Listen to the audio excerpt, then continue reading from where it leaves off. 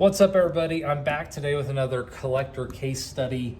And if you don't own a collection of any kind, you can do this with your stocks, real estate, because it still applies. I'm going to be discussing what is called the step up in basis and how it works from an estate planning perspective. And if you have a collection of any kind, why you should consider it for your estate planning and planning accordingly.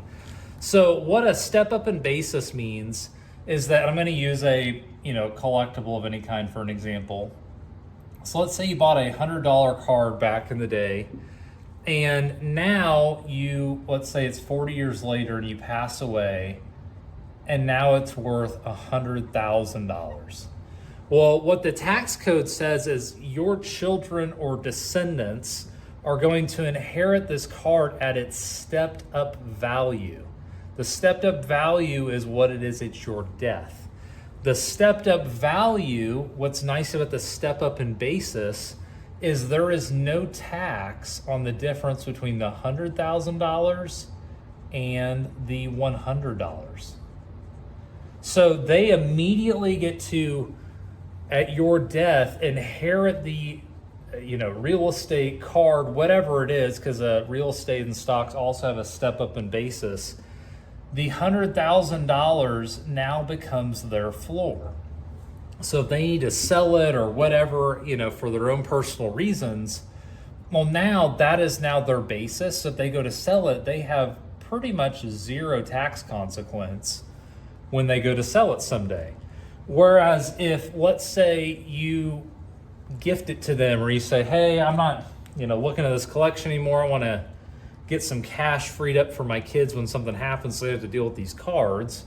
Well, what happens is now there's the $100,000 in value, and you're going to be subject to a 28% capital gain tax on the difference between the $100,000 and the $100. That's a pretty big tax. You're basically paying $28,000 in taxes just to free it up in cash so your kids don't have to deal with selling the card. So what you would preferably do is have a trust or some type of plan so you can help your children plan accordingly with the collection, but they will hold on to it and inherit it at its stepped up value. So that way they get the full value of what the collection's worth versus taking a $28,000 haircut for no reason. So step up in basis is a great way to avoid or minimize that 28% capital gain tax. Now, if you're watching this and you don't have a collectible or a collection of any kind, same thing. Try to hold on to your real estate. Your children are going to inherit the land, real estate, stocks, whatever it may be, at a stepped up value. So then they don't have any capital gains either when they go to sell that money in a taxable environment. So remember, if you can hold out the step up, they get the new value as their floor, which then means if they sell immediately,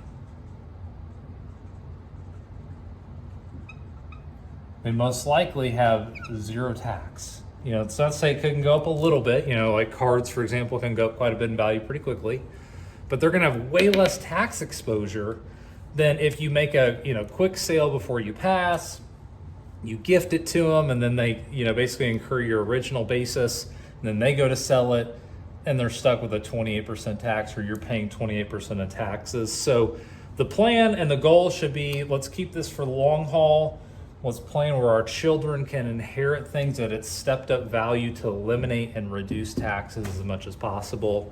Hopefully this helps you understand what a step up in basis means and helping your family access it at its stepped up value.